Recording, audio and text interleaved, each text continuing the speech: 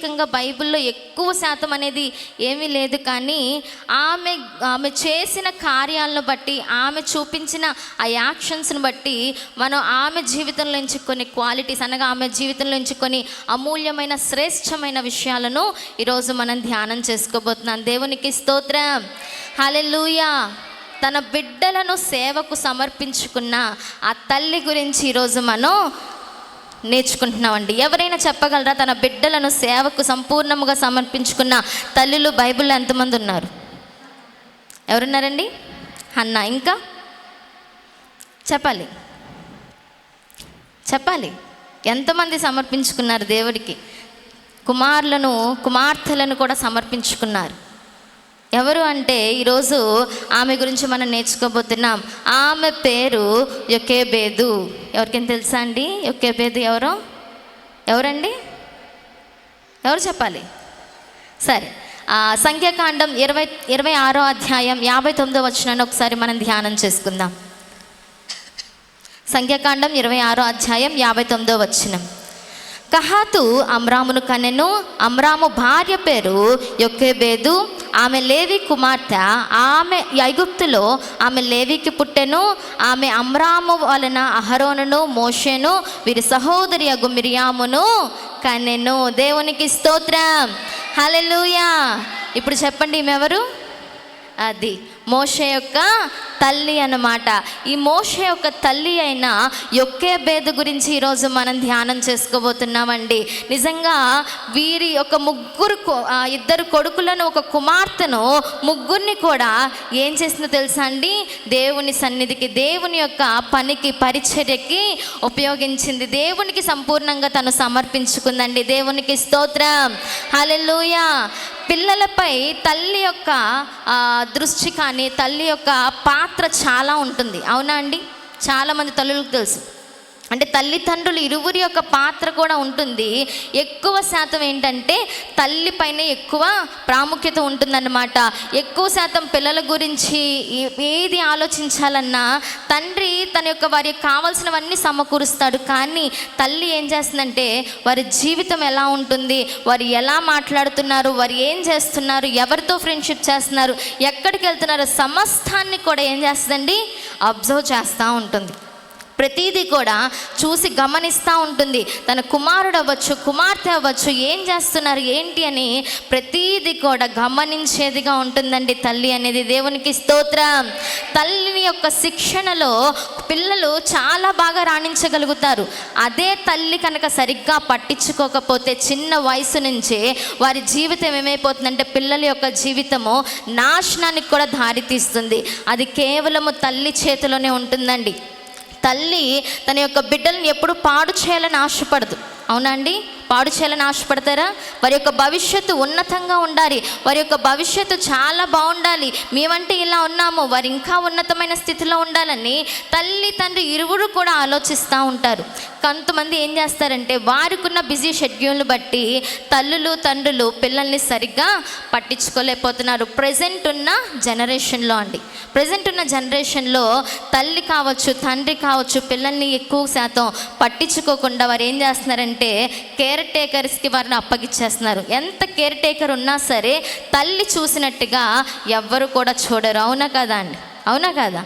చాలామంది అంటూ ఉంటారు, పర్లేదులే కేర్ టేకర్ ఉన్నారుగా, చూసుకుంటారులే, నా పని నేను చేసుకోవచ్చు అని చెప్పేసి వెళ్ళిపోతారు. కానీ తల్లి యొక్క ప్లేస్ని ఎవ్వరు కూడా రీప్లేస్ ఖచ్చితంగా చేయలేరండి. దేవునికి స్తోత్రం, హల్లెలూయా. ఒక గొప్ప వ్యక్తులుగా మార్చబడాలన్నా, ఒక గొప్ప నాయకులుగా ఉండాలన్నా, ఒక ఉన్నతమైన స్థితిలోకి వెళ్ళాలన్నా తల్లి యొక్క పాత్ర చాలా ప్రాముఖ్యమైనది. తల్లి చెప్పే మాటలు కానీ, తల్లి చూపించే ప్రేమ కానీ, తల్లి చేసే పనులు కానీ పిల్లలపై ఎక్కువ ప్రభావితం చూపిస్తూ ఉంటాయి. ఈ తల్లిదండ్రులు ఏదైతే చేస్తూ ఉంటారో అది పిల్లలు చూస్తారు. చూసిన దాన్ని బట్టి పిల్లలు కూడా ఏం చేస్తారండి? దాని ప్రకారంగా నడుచుకుంటూ ఉంటారు. దేవునికి స్తోత్రం, హల్లెలూయా. ఈ రోజుల్లో చాలామంది తల్లిదండ్రులు వారు ఎలా ఉంటున్నారంటే ఇష్టానుసారంగా లగ్జరియస్ లైఫ్ వారు లీడ్ చేయడమే కాదు, కానీ వాళ్ళ పిల్లలకు కూడా అదే లైఫ్ని ఇస్తూ ఉన్నారు. దాన్ని బట్టి ఏమైపోతుందంటే వారు పెరిగే కొద్దికి డబ్బు పైన ఆశ ఉంటుంది తప్ప తల్లిదండ్రులను ప్రేమించాలి, తల్లిదండ్రులకు విధేయతగా ఉండాలన్న ఆలోచన ఏ యొక్క పిల్లలకు కూడా ఈ రోజుల్లో ఉండట్లేదండి. కానీ ఈ యొక్క యొక్కేబేదు తన యొక్క జీవితంలో చేసిన కార్యాన్ని మనం చూడగలిగితే నిజంగా ఆమె యొక్క ప్రవర్తన కావచ్చు, ఆమె చేసిన దాన్ని బట్టి ఆ ముగ్గురు పిల్లల పైన తన యొక్క ప్రభావం పడిందండి. దేవునికి స్తోత్రం, హల్లెలూయా. దేవుడే సాక్ష్యం ఇచ్చాడు, నా ఇల్లంతటిలో నమ్మకస్తుడు, భూలోకమంతట్లో కూడా సాత్వికుడైన వాడు మోషే మాత్రమే అని దేవుడు సాక్ష్యాన్ని ఇచ్చాడండి. అంతటి గొప్ప సాక్ష్యాన్ని పొందుకున్న ఆ కుమారునికి ఆమె కన్న తల్లిగా ఉందంటే ఆమె జీవితంలో ఎన్ని అమూల్యమైన శ్రేష్టమైన విషయాలు, ఆత్మపరమైన దేవునికి ఆత్మీయంగా జీవించిన విషయాలు ఎన్నుంటాయో ఒక్కసారి ఆలోచిద్దాం. ఆమె గురించి ఈరోజు మనం ధ్యానం చేసుకుందామండి. దేవునికి స్తోత్రం, హల్లెలూయా. మొట్టమొదటిగా యొక్కేబేదు అన్న పేరుకి అర్థం ఏంటంటే యెహోవా మహత్యము గలవాడు. ఏంటండి? యెహోవా మహత్యము గలవాడు అని అర్థం. ఆ పేరుకి తగ్గట్టుగానే యొక్కేబేదు ఎలా ఉండేదంటే దేవుడి పైన కంప్లీట్గా ఆధారపడేది. యెహోవా నిజముగానే మహత్యము గలవాడు, ఆయన అద్భుతమైన కార్యాలు చేస్తాడు, ఆశ్చర్యకరమైన కార్యాలు చేస్తాడు అని ఎంతో విశ్వాసముతో నమ్మకంతో దేవుని సన్నిధిలో ఎదిగిన స్త్రీగా మనం చూడొచ్చండి. ఈమె ఎవరు అంటే అమ్రాము యొక్క భార్య, లేవి కుమార్తె అని కూడా మనకి ఎక్కడ కనిపిస్తుందంటే నిర్గమాకాండంలోనికి వెళ్ళిపోతే నిర్గమాకాండ గ్రంథము 2వ అధ్యాయం 1వ వచనంలోనే మనకి కనిపిస్తుందండి. లేవి వంశస్థుడు ఒకడు వెళ్ళి లేవి కుమార్తెను వివాహము చేసుకొనెను. దేవునికి స్తోత్రం, హల్లెలూయా. లేవీయుడొకడు, లేవి వంశస్థుడొకడు ఏం చేశాడంటే అతను ఎవరు అంటే అమ్రాము అనమాట. ఈ అమ్రాము మేనత్త అయిన ఈ యొక్క యొక్కేబేదుని వివాహం చేసుకున్నట్టుగా మనకి తెలియపరుస్తుంది. ఆమె లేవి కుమార్తె అని కూడా మనకి తెలియపరుస్తుందండి. ఇంకో విషయం చదువుకుంటూ వస్తే ఆ స్త్రీ గర్భవతి కుమారుని కని వాడు సుందరుడై ఉండుట చూచి 3 నెలలు వానిని దాచెను. దేవునికి స్తోత్రం, హల్లెలూయా. ఈ యొక్క అంతకంటే మునుపు అహరోనుని లేదంటే మిరియాముని కనేశారు. కానీ ఈ యొక్క మోషే ఆ టైంలో ఏం జరుగుతుందంటే మనం గమనిస్తే ప్రియులారా, ఈ విషయాలు అందరికీ తెలుసు. ఎప్పుడైతే యోసేపు ప్రధానిగా అయిపోయి యాకోబులో ఒక ప్రధానమంత్రి స్థానంలో ఉండి తను అక్కడ ఉండిపోయినప్పుడు యాకోబు వచ్చాడు. యాకోబుని ఇంకా తనకు సంబంధించిన కుటుంబ సభ్యులని వంశస్థులందరినీ కూడా ఎక్కడికి తీసుకొచ్చేసారంటే ఐగుప్తులోనికి తీసుకొచ్చారు. ఐగుప్తులోనికి తీసుకొచ్చేసిన తర్వాత వీరందరూ ఎలా ఉన్నారంటే ప్రబలిల్తా ఉన్నారంటే ఇంకా వృద్ధి చెందుతూ ఉన్నారు, పిల్లల్ని కంటున్నారు, వాళ్ళు ఇంకా పిల్లల్ని కంటున్నారు. అలా ఏమైపోతుందంటే ఐగుప్తీయుల యొక్క కంటే హెబ్రీయులు ఎక్కువగా అయిపోయారన్నమాట. దేవునికి స్తోత్రం. ఇలా అయిపోయినప్పుడు ఫరోకి ఏమనిపించిందంటే ఇలా జరిగితే కనుక మనకే లాస్ అవుతాం, మనమే ఇబ్బంది పడతామన్న ఆలోచన కలిగి అప్పుడు ఫరో ఒక ఆజ్ఞ జారీ చేస్తాడండి. రాజు ఆజ్ఞ జారీ చేస్తే ఖచ్చితంగా అందరూ కూడా దాన్ని ఫాలో అవ్వాల్సిందే. ఏం చేస్తారంటే రాజు చెప్పాడు, హెబ్రీ యొక్క పిల్లలు అనగా ఎవరైతే మగ పిల్లలను కంటారో వారిని ఖచ్చితంగా ఏం చేయాలి? చంపేసేయాలి. ఆడపిల్లల్ని అయితే బతకనివ్వండి, మగపిల్లలు పుడితే కనుక ఖచ్చితంగా చంపేయండి అని చెప్పేసి ఒక ఆజ్ఞ జారీ చేస్తాడు. ఆజ్ఞ జారీ చేయడమే కాదు కానీ అక్కడున్న మంత్రసానులకు కూడా చెప్తాడనమాట. అప్పుడు ఇదంతా జరుగుతూ ఇదంతా భయంకరమైన పరిస్థితి ఎదుర్కొవుతూ ఉంది. ఈ యొక్క లేవి కుమార్తె అయిన యొక్కేబేదు అలాంటి సందర్భంలోనే తను గర్భవతి అయింది. ఆ విషయాలన్నీ తెలుస్తున్నాయి. అయ్యో, రాజు ఒక ఆజ్ఞ జారీ చేశాడు, ఇప్పుడు నాకు పుట్టబోయేది కుమార్తె కుమారుడా, ఎలాగా? ఒకవేళ కుమార్తె పుడితే నేను పెంచుకున్న కుమారుడు పుడితే నేను ఏం చేయాలి? చంపేయాలా? నా వల్ల కాదు అన్నట్టుగానే తను ఏం చేసిందంటే దేవుని సన్నిధిలో ఈ యొక్క సందర్భంలో నుంచి, యొక్క భయంకరమైన పరిస్థితుల్లో నుంచి దేవుడే తనని రక్షిస్తాడు అన్న ఆలోచన కలిగి గర్భం ఎప్పుడైతే ధరించుకుందో దాని తర్వాత డెలివరీ అయిన తర్వాత మగ పిల్లవాడు అన్న విషయము తెలిసినా కూడా ఎక్కడా కూడా భయపడకుండా ధైర్యముగా ఏం చేసిందంటే రాజాజ్ఞను సైతము ఎదిరించి దేవునికి విశ్వాసముగా మార్చబడిన ఈ స్త్రీని మనం ఈ స్త్రీలో ఉన్న గుణ లక్షణాలు మనం నేర్చుకుంటున్నామండి. దేవునికి స్తోత్రం. హల్లెలూయా, హల్లెలూయా. అక్కడ అంటున్నాడు కదా, హెబ్రీల్లో పుట్టిన ప్రతి కుమారుని నదిలో పారవేయండి అని చెప్పి మాట్లాడాడు. కానీ ఇవేం చేసిందంటే, అతనికి మోషే ఎలా ఉన్నాడంటే చిన్నపిల్లవాడు, ఎంతో సుందరుడుగా ఉన్నాడంట.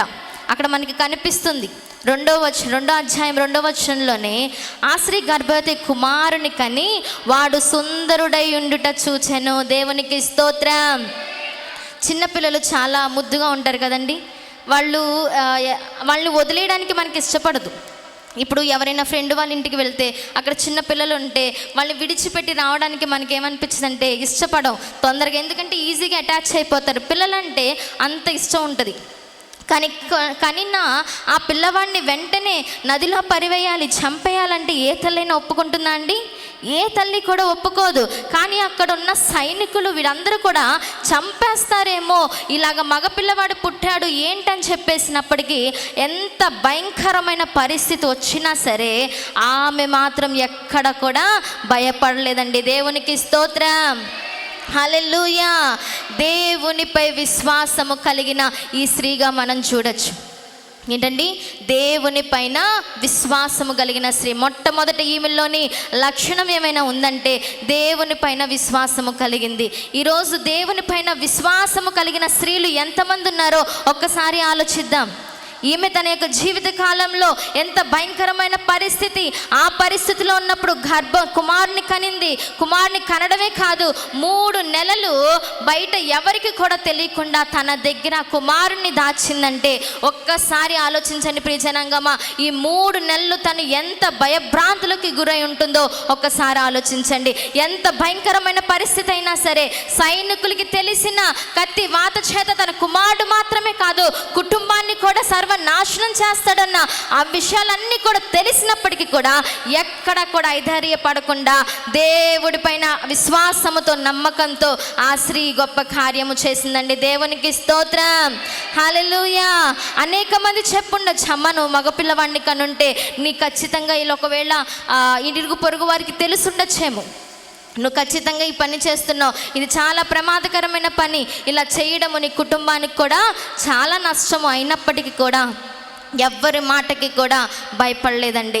ఎవ్వరి మాటకి కూడా, ఈవెన్ రాజు చెప్పిన ఆజ్ఞకు కూడా తను భయపడకుండా తన కుమారుని ఏం చేసిందండి? కాచుకుంది. దేని యందు తెలుసా? దేవునిపై విశ్వాసముతో. దేవునికి స్తోత్రం. హల్లెలూయా, హల్లెలూయా. ఆ విశ్వాసం ఏంటో తెలుసా? దేవుడు ఖచ్చితంగా తన కుమారుణ్ణి రక్షిస్తాడు. ఎందుకంటే ఆయన ఇచ్చిన కుమారుడు దేవుడే నాకు అనుగ్రహించాడు గర్భఫలము, దేవుడే ఇచ్చాడు కుమారుణ్ణి. అప్పుడు దేవుడే ఆయన్ని కాపుదలగా ఉండాలని చెప్పి విశ్వాసముతో ఆ స్త్రీని మనం చూడొచ్చండి. దేవునికి స్తోత్రం. హల్లెలూయా, హల్లెలూయా. దేవుడు నాకు ఇచ్చిన ఈ పుత్రుడు, దేవుడు నాకు ఇచ్చిన వాగ్దాన పుత్రుడిని నేనేం చేయగలను, నేను ఎలా అయినా సరే దాచిపెట్టాలి అని చెప్పేసి ఒక విశ్వాసం ఉందండి. ఎవరికి కూడా తెలిసినా తెలియకపోయినా సరే దేవుడు యందు ఉన్నా, నేను నమ్మకంతో ఉన్నా, ఖచ్చితంగా దేవుడు ఏదో ఒక కార్యము చేస్తాడు అని నమ్మిందండి. ఎంత కష్టమైనా సరే, ఎంత భయంకరమైన పరిస్థితి అయినా సరే, ఎంత ఘోరమైన పరిస్థితి అయినా సరే తన యొక్క విశ్వాసం ఎవరిపైన ఉంచుతో తెలుసా? దేవుని పైనే ఉంచింది. దేవునికి స్తోత్రం. హల్లెలూయా. ఆమెకు అంత కలిగిన విశ్వాసం ఎందుకు వచ్చిందంటే రోమాపత్రికలో మనకు కనిపిస్తుంది 10వ అధ్యాయం 17వ వచనంలో, వినుట వలన విశ్వాసము కలిగిన క్రీస్తు గూర్చి వినుట వలన మాత్రమే ఆ విశ్వాసం ఉందంటండి. దేవునికి స్తోత్రం. దేవుని గురించి వినిన ఆ యొక్క మాటలు, దేవుడు చేసిన కార్యాలు, దేవుడు చూపిస్తున్న అద్భుతమైన విషయాలు సమస్తము కూడా తెలుసుకుంది. దేవుడి పైన ఆధారపడింది. నా దేవుడు ఖచ్చితంగా కార్యము చేస్తాడు అని నమ్మింది. అదే విశ్వాసంతో కొనసాగించిందండి. దేవునికి స్తోత్రం. ప్రియ తల్లి, ప్రియ జనగమా, ఈరోజు నువ్వు ఎలాంటి విశ్వాసాన్ని కనపరుస్తున్నావు ఒకసారి ఆలోచించు. నీకున్న పరిస్థితులను బట్టి, నీకున్న అపవాది శక్తులు నీపై దాడి చేస్తున్నా, నీకున్న అంధకార పరిస్థితులు నీపై దాడి చేస్తున్నా, నీవు నీవు నీకున్న పరిస్థితుల్లో ఎక్కడా కూడా దేవుని యందు అవిశ్వాసంలో పడిపోతున్నావేమో జాగ్రత్త. ఈమెకున్న పరిస్థితి చాలా భయంకరమైన పరిస్థితి. ఒక చిన్న క్లూ కనుక రాజు దగ్గరికి కానీ సైనికులకు కానీ తన పక్కన వారికి ఎవరికి తెలిసినా సరే ఫ్యామిలీ మొత్తాన్ని కూడా ఆలోచించకుండా రాజు ఏం చేస్తాడండి, చంపేస్తాడు. అయినప్పటికీ కూడా ఎక్కడ కూడా భయపడలేదు. ఎక్కడ కూడా రాజు ఏమైనా సరే ఏం చేసినా సరే అని ఏం చేసిందో తెలుసా అండి, ధైర్యంగా ఉంది దేవుడి పైన విశ్వాసముతో. దేవునికి స్తోత్రం, హల్లెలూయా. ఈ రోజుల్లో మనం ఏమైపోతాం అంటే చిన్న సమస్య రాగానే, చిన్న ఇబ్బంది రాగానే, చిన్న కష్టం రాగానే దేవా ఏంటి ప్రభువా అని చెప్పేసి దేవుణ్ణి కూడా వదిలేసేస్తున్నారు. కానీ ఈమె అలా చేయలేదండి. దేవుని పైన ఆధారపడింది. దేవుడైన కుమారుని ఇచ్చాడు, దేవుడే చూసుకుంటాడు, దేవుడే రక్షిస్తాడు, ఆయన సంరక్షకుడిగా ఉంటానని వాగ్దానం చేశాడు, ఆయన ఖచ్చితంగా రక్షిస్తాడు అన్న విశ్వాసముతో ఈ స్త్రీ తన యొక్క బిడ్డను ఏం చేసిందండి, 3 నెలలు కూడా దాచింది. దేవునికి స్తోత్రం, హల్లెలూయా. క్రైస్తవులను చెప్పుకుంటున్న ప్రతి తల్లి కానీ ప్రతి ఒక్క విశ్వాసి కానీ చేయాల్సిన పని ఏంటో తెలుసా? ఎంత భయంకరమైన పరిస్థితి ఎదురవుతున్నా సరే, ఆఖరికి నువ్వు చనిపోతావు అన్నప్పటికైనా సరే నీ విశ్వాసాన్ని ఎక్కడ కూడా విడిచిపెట్టకూడదు. దేవునికి స్తోత్రం. ఈ పరిస్థితి గుండా నేను వెళ్తున్నానంటే ఈ పరిస్థితి తర్వాత ఈ యొక్క ఖచ్చితంగా గొప్ప అవకాశం, గొప్ప ఆశీర్వాదం, గొప్ప కార్యము నా దేవుడు చేస్తాడు, నా దేవుడు నిలబెడతాడు అన్న ఆలోచన నువ్వు ఖచ్చితంగా కలిగి ఉండాలి. ప్రతి విశ్వాసి కూడా, ప్రతి తల్లి కూడా, ప్రతి ఒక్కరు కూడా చేయాల్సిన పని అదే. విశ్వాసంలో ఎప్పుడు కూడా తప్పిపోయే వారిగా ఉండకూడదు. దేవునికి స్తోత్రం, హల్లెలూయా, హల్లెలూయా. కీర్తన గ్రంథం 37వ కీర్తన 25వ వచనాన్ని ఒకసారి ధ్యానం చేసుకుందాం. కీర్తన 37, 25వ వచనాన్ని ఒక్కసారి మనం ధ్యానం చేసుకుందాం. త్వరగా తీసి చదవాలండి. నేను చిన్నవాడనై ఉంటిని, ఇప్పుడు ముసలివాడనై ఉంటిని, అయినను నీతిమంతులు విడువబడుట గాని వారి సంతానము భిక్షమెత్తుట గాని నేను చూచి ఉండలేదు. దేవునికి స్తోత్రం, హల్లెలూయా. దావీదు చెప్తున్న మాటలు ఒకసారి గ్రహించండి ప్రియ జనాంగమా. దావీదు అంటున్నాడు, నేను ముసలివాడనే ఉన్నాను, నేను చిన్నవాడనే ఉన్నాను, నీతిమంతుల పిల్లలు కానీ నీతిమంతులు కానీ ఎప్పుడు కూడా భిక్షమెత్తుట నేను చూడలేదు అని మాట్లాడుతున్నాడు. దేవునికి స్తోత్రం. ఈరోజు ప్రియ జనాంగమా, ప్రియ తల్లి, నువ్వు నీతిమంతురాలు అయితే, నువ్వు నీతిమంతుడు అయితే ఖచ్చితంగా నీ పిల్లల గురించి ఎక్కడా కూడా నువ్వు బాధపడమాకు, నీ పిల్లల గురించి నువ్వు ఎప్పుడు కూడా దిగులు చెందమాకు. నువ్వు నీతి మంతురాలివైతే నీ పిల్లలు ఎప్పుడు కూడా భిక్షమెత్తకుండా దేవుడే కాపాడుతాడు. దేవునికి స్తోత్రం, హల్లెలూయా. అదే విశ్వాసాన్ని కనపరిచింది. నీతి మంతురాలుగా ఉన్న ఈ యొకేబేదు తన పిల్లల గురించి ఏమాత్రము కూడా భయపడలేదు. దేవుడే వారిని పోషిస్తాడు, దేవుడే వారిని రక్షిస్తాడు, దేవుడే సమస్తము కూడా వారి పక్షాన ఉండి జరిపిస్తాడు అని ఈ యొక్క మాటలో బట్టి ఎంతో చక్కగా మనం చెప్పగలచ్చండి. నీతిమంతులు ఎక్కడా కూడా భిక్షమెత్తుట చూడలేదని దావీదు మాట్లాడుతున్నాడు. దేవునికి స్తోత్రం. ఎలాంటి పరిస్థితి వచ్చినా, ఎలాంటి భయంకరమైన పరిస్థితి వచ్చినా నేను మాత్రం విశ్వాసం ఎక్కడ కూడా విడిచిపెట్టను అంది. ఆ విశ్వాసం నీలో ఉందా? ఈరోజు ప్రతి ఒక్క క్షణము కూడా నీ బిడ్డల గురించి ఆలోచిస్తూ ఉన్నప్పుడు నువ్వు ఎప్పుడైనా సరే దేవుడిపై ఆధారపడ్డావా? నువ్వు ఎప్పుడైనా సరే దేవుడి వైపు ఆధారపడి ప్రభువా నీకే అప్పగిస్తున్నాను అని నువ్వు ఎప్పుడైనా చెప్పగలిగావా? దేవుని గురించి దేవుని సన్నిధిలో, అయ్యా నీ సన్నిధిలో నేను ఎలా ఉన్నానో నాకు తెలియదు, కానీ నా పిల్లలు మాత్రం నీ సన్నిధిలో ఖచ్చితంగా ఉండాలయ్యా అని ఎప్పుడైనా ఆలోచించావా ప్రియ జనాంగమా? కానీ ఈ యొక్క యొకోబేదు ఏం చేసిందో తెలుసా? తన కుమారుని రక్షించుకోవడానికి దేవుడి పైన ఆధారపడింది, దేవుడి పైన విశ్వాసము చూపించింది, దేవుడి పైన సమస్తము కూడా తను ఆనుకుంది. కాబట్టి తన కుమారుని దేవుడు ఎలా అయినా సరే బ్రతికిస్తాడు, రక్షిస్తాడు అని నమ్మిందండి. దేవునికి స్తోత్రం, హల్లెలూయా. 2వ అధ్యాయం 3వ వచనం నుంచి ఒకసారి మనం ధ్యానం చేసుకుందాం. నిర్గమకాండము 2వ అధ్యాయము 3వ వచనాన్ని జ్ఞానం చేసుకుందాం. తరువాత ఆమె వాని దాచలేక వాని కొరకు ఒక జమ్ము పెట్టె తీసుకొని దానికి జిగటమన్నును కీలును పూసి అందులో ఆ పిల్లవానిని పెట్టి, దాన్ని జిగటమన్ను కీలు పోసి అందులో పిల్లవాడిని పెట్టి ఏటి ఒడ్డున జమ్మెలో దాన్ని ఉంచగా వానికేమి సంభవించినో తెలుసుకొనుటకు వాని అక్కన దూరముగా నిలిచి ఉండెను. దేవునికి స్తోత్రం, హల్లెలూయా. ఐగుప్తులు ఏం చేసిందంటే, అయ్యో ఇంకా పిల్లవాడు పెరుగుతున్నాడు, 3 నెలలు దాటినాయి, ఖచ్చితంగా వాడు ఏడుస్తాడు, వాడి అరుపులు ఎవరికొకరికి వినబడతాయి, ఈ యొక్క పిల్లవాడిని ఎవరైనా సరే తెలిస్తే ఆ మగ పిల్లవాడని కత్తి వాత చేత తను ఖచ్చితంగా చంపేస్తాడు, కత్తికి నా యొక్క పిల్లవాడిని నేను అప్పగించను అని చెప్పేసి ఏం చేసిందంటే, అక్కడ చక్కటి సందర్భం కనిపిస్తుందండి. ఏంటంటే ఒక జమ్మె పెట్టె తీసుకుందంట. ఆ జమ్మె పెట్టెకి దాన్ని జిగట మనును కీలిపోసి అందులో ఆ పిల్లవాడిని పెట్టి ఏటి ఒడ్డున అది ఉంచేసిందంట, ఆ పెట్టెలో ఉంచేసిందంట అండి. ఏటి ఒడ్డున ఆ పిల్లవాడిని ఉంచిందంట. ఆ నది పేరు ఏంటంటే నైలు నది అండి. నైలు నది, ఐగుప్తులకి నైలు నది అనేది ఒక దేవతగా పూజిస్తారు.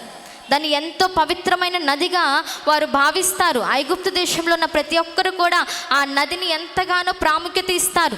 అలాంటి నదిలో ఆ పిల్లవాడిని ఏం చేసిందంటే ఆ జమ్ము పెట్టెలో ఉంచి ఆ పిల్లవాడిని అక్కడ ఉంచేసేసి తను ఎంతో బాధతో వెళ్ళిపోయింది. ఇదంతా కూడా గమనిస్తున్న తన యొక్క కుమార్తె అయిన మిరియాము అన్నీ చూస్తూ ఉంటుంది, అన్నీ అబ్జర్వ్ చేస్తూ ఉంటుంది. అన్నీ చూస్తూ ఉన్న తర్వాత తన కుమారుడు ఏమైపోతాడో అని చెప్పి ఒక నిరీక్షణ కలిగి, కానీ ఆ నిరీక్షణలో ఎక్కడ కూడా తన కుమారుడు ఏమైపోతాడని కాదు, కానీ ఖచ్చితంగా దేవుడు ఏదో కార్యం చేస్తాడని విశ్వాసముతో ఇంటికి వెళ్ళిపోయి ప్రార్థన చేసుకొని ఉండొచ్చండి. దేవునికి స్తోత్రం, హల్లెలూయా, హల్లెలూయా. నిరీక్షణతో ప్రార్థన చేసిన స్త్రీగా మనకి కనిపిస్తుంది యోకెబేదు. ఆమెలో ఉన్న మరొక లక్షణం ఏంటంటే ఆమె నిరీక్షణ కలిగింది, ప్రార్థన చేసిన స్త్రీగా మనకు కనిపిస్తుంది. ఈరోజు నువ్వు నిరీక్షణ కలిగి జీవించగలుగుతున్నావా? దేవుడు ఖచ్చితంగా ఏదో చేస్తాడు నా పక్షాన, నా బిడ్డల పక్షాన, నా కుటుంబం పక్షాన ఖచ్చితంగా ఆయన చేస్తాడు అనే యొక్క నిరీక్షణ నీలో ఉందా? ఎదురు చూసే గుణము నీలో ఉందా? ఒక్కసారి ఆలోచించండి ప్రియ జనాంగమా. ఆమె ఎప్పుడైతే ఆ జమ్మెపెట్టెలో ఆ నైలు నదిలో పడివేసిందో, ఆ నైలు నదిలో ఏముంటాయో తెలుసా అండి? ముసళ్ళు ఎక్కువగా తిరుగుతాయంట. ముసళ్ళు ఎక్కువ తిరగడమే కాదు, కానీ ఆ ఫరో యొక్క కుమార్తె తన యొక్క చెలికత్తెలందరూ కూడా నైలు నదులు ఏం చేస్తారంటే స్నానాలు చేస్తారనమాట. తన ఆలోచన ఎప్పుడు నెగిటివ్గా ఆలోచించలేదు, కానీ పాజిటివ్గానే ఆలోచించి ఉండొచ్చు. అయ్యో ఈ యొక్క నైలు నదిలో ఆ యొక్క ఫరో యొక్క కుమార్తె స్నానం చేస్తుంది కదా, ఎవరైనా చూసి కనీసం అయ్యో అన్నట్టు తీసుకుంటారేమో అన్న ఆలోచన కలిగిన స్త్రీగా ఉందేమో. మనకైతే ఇక్కడ లేఖనాలు తెలియపరచలేదు, కానీ ఒక్కసారి తన యొక్క చేసిన క్రియను బట్టి మనం ఆలోచిస్తే ఖచ్చితంగా తను ప్రార్థన చేసుకొని ఉంటుందండి. దేవునికి స్తోత్రం, హల్లెలూయా. ఈ యొక్క ఆలోచన ఆ పిల్లవాడిని ఎలా అయినా సరే బ్రతికించాలన్న ఆలోచన బట్టి ఆ నదిలో పడవేసిందంటే ఆ ఆలోచన సామాన్యులైన వారికి రాదండి. వస్తుందంటారా? దేవుని యొక్క నడిపింపు ఉంటేనే, దేవుని యొక్క ప్రణాళిక, ఆయన చక్కటి ప్లాన్ వేశాడు. ఆ యొక్క మోషేని ఖచ్చితంగా దేవుడు బతికించాలి, మోషే ద్వారా దేవుడు గొప్ప కార్యము చేయాలి అన్న ఆలోచన కలిగి ఉన్నాడు. కాబట్టి ఆమె తల్లి అయిన యోకెబేదుకి దేవుడు ఒక చక్కటి ఆలోచన ఇచ్చాడండి. దేవునికి స్తోత్రం. ఆ నడిపింపు దేవుని ద్వారా వచ్చింది కాబట్టి ఆ పిల్లవాడిని ఏం చేసిందండి? ఆ యొక్క పెట్టెలో ఉంచింది, ఆ నది ఒడ్డున ఉంచింది. ఆ నది ఒడ్డులో నుంచి అది వెళ్తూ ఉన్నప్పుడు తన యొక్క కుమార్తె అయిన మిరియాము అంతా కూడా గమనిస్తుంది. ఈ తల్లి ఏం చేస్తుందంటే ఇంట్లోకి వెళ్ళి ప్రార్థన చేసుకొని ఉండొచ్చు. ఎందుకంటే ఎంత భారముతో ఆ తల్లి గుండె ఉంటుందో ఒకసారి ఆలోచించండి. నిజమే కదా, ఎంతో భారంగా ఉంటుంది. ఈ రోజుల్లో చదువుకున్న వాళ్ళు, ఉద్యోగాలు చేస్తున్నవారు పిల్లల్ని ఏం చేస్తున్నారంటే ఒక 2-3 మంత్స్ లేదా అట్లీస్ట్ 4 మంత్స్ 5 మంత్స్ వాళ్ళు పాలు విడిచేదాకా వారి దగ్గర ఉంటున్నారు. తర్వాత ఏమవుతుందంటే ఆఫీసులకు వెళ్ళిపోతున్నారు. వీళ్ళు ఆఫీసులకు వెళ్తారే కానీ వారి యొక్క మనసంతా ఎవరి దగ్గర ఉంటుందండి? ఆ పిల్లల మీదే ఉంటుంది. వాళ్ళు చేసే వర్క్లో కూడా ఆ పిల్లడు వాడు ఏం చేస్తున్నాడో, తాగాడో లేదా అన్నీ కూడా ఏం చేస్తారంటే మనసు మాత్రం అక్కడే ఉంటుంది. ఈ యోకెబేదు మనస్సు కూడా ఎక్కడుందండి? ఆ పిల్లవాడి దగ్గరే ఉందన్నమాట. ఏమైందో ఏంటో అన్న ఆలోచనతో దేవుని పైన ఆధారపడిన ఆ స్త్రీ దేవుని సన్నిధిలో ప్రార్థన చేసుకొని ఉంటుంది. దేవునికి స్తోత్రం, హల్లెలూయా. దేవుడు ఆ ప్రార్థన ఆలకించి ఆయన యందు, మోషే యందు ఒక ప్రణాళిక కలిగిన దేవుడు నైలు నదిలో వెళుతుండగా విధంగా ఆ యొక్క ఫరో కుమార్తె అదే సందర్భంలో స్నానం చేయడం ఏంటి, ఆ చెలికత్తెలు చూసి ఆ పిల్లవాడు వేడుపు విని వెంటనే తీసుకొచ్చి ఆ యొక్క జమ్మిపెట్టెలో ఉన్న అది తెరిచి చూచినప్పుడు చక్కటి సుందరుడై కనిపించాడంట మోషే. దేవునికి స్తోత్రం, హల్లెలూయా. చక్కటి సుందరుడై కనిపించినప్పుడు ఈ పిల్లవాడు ఎవడు ఏంటి అని చెప్పేసి ఆలోచన చేస్తే చెలికత్తుల్లో అన్నారంట ఇతడు ఖచ్చితంగా హెబ్రీల్లో ఒకడే అని చెప్పి అంటాడు. అప్పుడు ఆ యొక్క ఫరో కుమార్తె మాట్లాడుతుంది, నిజంగా దేవుని యొక్క ప్రణాళిక మోషే పట్ల ఎంత ఉందో ఒక్కసారి ఆలోచించండి. మోషే పట్ల అంత ప్రణాళిక కలిగి ఉండడానికి మోషే యొక్క తల్లి చేసిన ప్రార్థన, దేవునికి స్తోత్రం, హల్లెలూయా. ఆమె తల్లి ఎంతగా దేవుని సన్నిధిలో ప్రార్థన చేస్తుంటే, ఎంతగా దేవుని పైన ఆధారపడి ఉంటే, దేవుడు చిన్నప్పటి నుంచే తను ఏం చేశాడండి, ఒక చక్కటి ప్రణాళికలో దేవుడు మోషేని నడిపిస్తూ వచ్చాడు. ఇందాక మనం చదువుకున్నాం కదా కీర్తన భాగంలో, మనము ఎలా ఉంటామండి, తల్లి గర్భంలో రూపింపబడక మునిపే పిండముగా ఉన్నప్పుడే దేవుడు మనల్ని ఏం చేశాడండి, ఎన్నుకున్నాడంట. ఈరోజు ప్రియ జనాంగమా, ఈరోజు నువ్వు ఇక్కడ ఉన్నావు అంటే నువ్వు ఎందుకు ఉన్నావో ఒక్కసారి ఆలోచించు. నీ జీవితంలో ఏది దేవుడు చేయాలని ఆశపడుతున్నాడో ఒక్కసారి ఆలోచించు. నీవు ఉన్నావు అంటే నీ తల్లి చేసిన ప్రార్థన అన్న విషయాన్ని నువ్వు గ్రహించలేకపోతున్నావు. ఒకవేళ నీ తల్లిదండ్రులు లేదేమో, నీ తల్లిదండ్రులు దేవునికి లేకపోయినా నీ గురించి ఎవరో ఒక తల్లి అయినా సరే, తండ్రి అయినా సరే, కుమారుడైనా సరే, ఎవరైనా సరే నీ గురించి ప్రార్థన చేశారన్న విషయాన్ని నువ్వు గ్రహించి తీరాలి. దేవునికి స్తోత్రం, హల్లెలూయా. ఈమె ప్రార్థన చేసింది, నిరీక్షణతో దేవుని యొక్క సన్నిధిలో ఎదురు చూసింది, దేవుని కార్యం నేను చూడాలని ఆశపడింది. దేవుడు అదే రీతిగా తన జీవితంలో గొప్ప కార్యం చేశాడండి. దేవునికి స్తోత్రం. ఎంత గొప్ప కార్యం అంటే, అలా మనం ఈ 2వ అధ్యాయం నిర్గమకాండము 2వ అధ్యాయము 5వ వచనం ఒకసారి చదివితే, ఫరో కుమార్తె స్నానము చేయుటకు ఏటికి వచ్చెను. ఆమె పనికత్తులు ఏటి యొద్దను నడుచుచుండగా ఆమె నాచులోని ఆ పెట్టెను చూచి ఆ పనికెత్తను ఒకతనితో పంపి దాన్ని తెప్పించి తెరచి ఆ పిల్లవాడిని చూచినప్పుడు ఆ పిల్లవాడు ఏడ్చుచుండగా చూచి వాని కనికరించి, వీడు హెబ్రీలో పిల్లలో నొకడనెను. అప్పుడు వాని అక్క ఫరో కుమార్తె, నీ కొరకు ఈ పిల్లవాడిని పెంచుటకు నేను వెళ్ళి హెబ్రీ స్త్రీల్లో ఒక దాన్ని పిలుచుకొని వస్తున్నా నేను. దేవునికి స్తోత్రం, హల్లెలూయా, హల్లెలూయా. దేవుని యొక్క ప్రణాళిక చూసారా అండి, ఎంత అద్భుతంగా ఉందో. యొక్కేబేదు ఆ నాచులో ఆ పిల్లవాడిని అక్కడ ఆ పెట్టెలో ఉంచేసింది. వీళ్ళు వెళ్ళడం అదే సందర్భంలో ఆ ఫరో కుమార్తె వినడము, చూడడము, మళ్ళీ తీసుకురావడము. వెంటనే మిరియాం ఏం చేసిందంటే, వీని కోసము పెంచడానికి ఒక దాసిని నేను తీసుకొస్తానని వెళ్ళిపోయిందండి. ఎవరా దాసి ఏంటా అంటే తన యొక్క తల్లినే అక్కడికి తీసుకొచ్చిందండి. దేవునికి స్తోత్రం, హల్లెలూయా. నీ పిల్లల కోసం నువ్వు ఖచ్చితంగా ప్రార్థన చేయగలిగితే, నీ చేతుల నుంచి జారిపోతున్నారు నీ పిల్లలు, నీ చేతిలో ఉండట్లేదు, నీ పిల్లలు ఇష్టానుసారంగా నువ్వు జీవిస్తున్నారు, నీ మాట కూడా పట్టించుకోవట్లేదు అని నువ్వు ఆలోచన కలిగి ఉంటే ప్రియ జనాంగమా, నువ్వు చేయాల్సింది ఏంటో తెలుసా? మొట్టమొదటిగా దేవుని సన్నిధిలో కన్నీటితో దేవుని సన్నిధిలో ప్రార్థన చేయి. దేవునికి స్తోత్రం, హల్లెలూయా.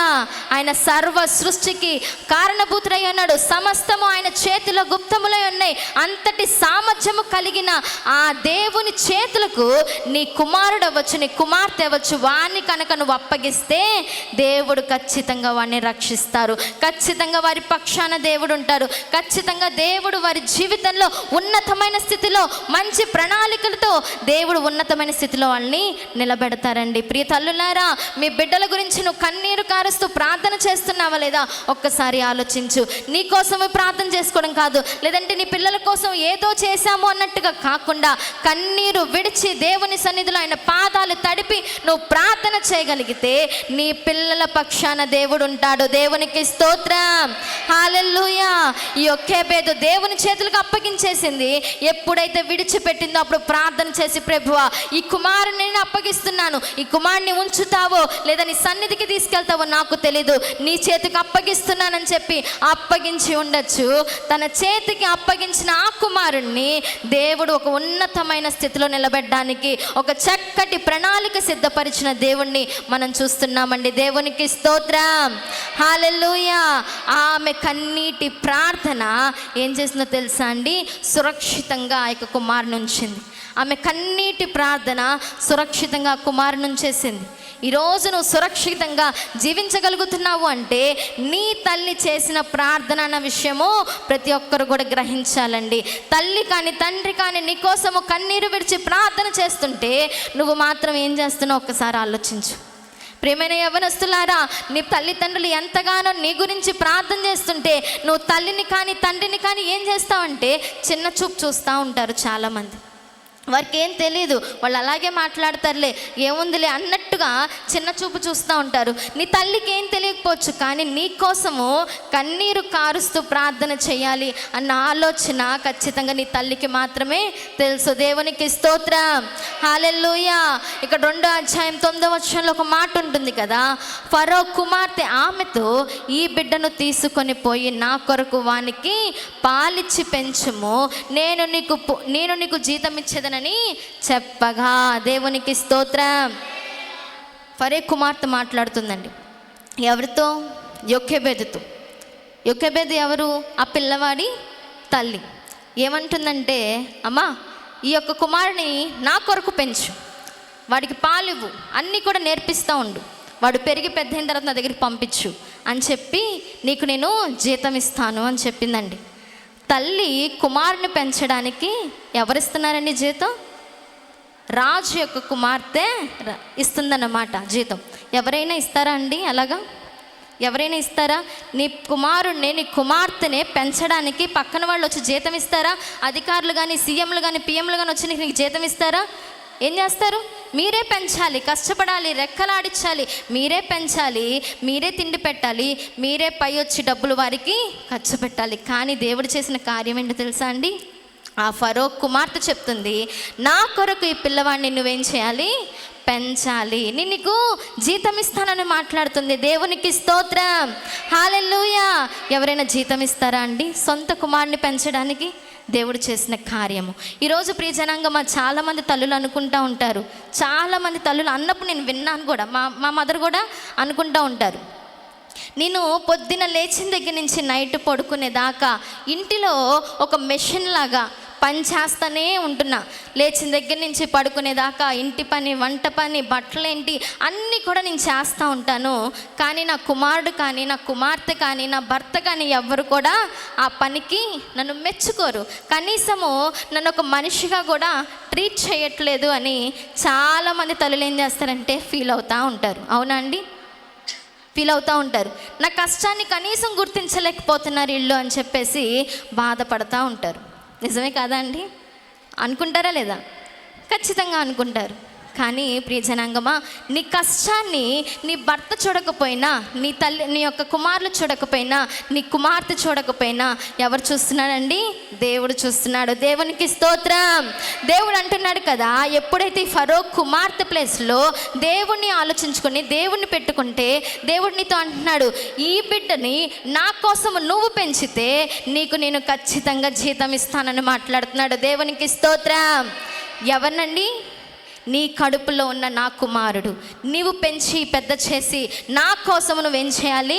వాడిని పెంచాలి. నీ కుమార్తెలో నీ కుమారులను నీ కోసము కాదు, లోకం కోసం కాదు పెంచాల్సింది, దేవుని కోసము కనుక నువ్వు పెంచగలిగితే, దేవుని వైపు నువ్వు నడిపించగలిగితే, దేవుని కోసము నువ్వు ఇవ్వగలిగితే దేవుడు అంటున్నాడు నీకు చక్కటి జీతాన్ని నేను ఇస్తాను అని మాట్లాడుతున్నాడు. The God wants to give a reward to you.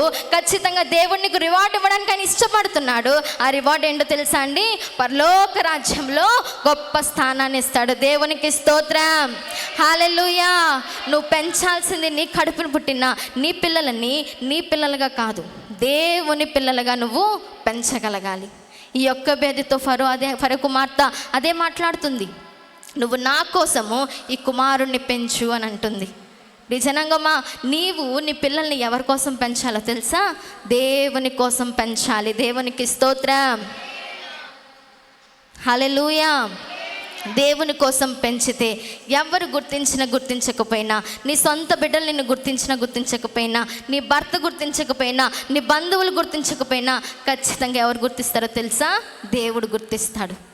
చాలామంది అంటూ ఉంటారు పిల్లలు కొన్ని సందర్భాల్లో, నువ్వు మాట్లాడతావులే, నువ్వేం మాట్లాడము, ఒక సైలెంట్గా ఉండు, నీకేం తెలుసు, నీకేం తెలియదు, నువ్వు ఊరుకో, నువ్వు పెద్దవాళ్ళ దగ్గరికి వెళ్ళినప్పుడు లేదంటే బయటికి వెళ్ళినప్పుడు అమ్మ నేను చెప్తాను అప్పుడుదా నువ్వు మాట్లాడమాకు, నువ్వు ఉండు అంటారు.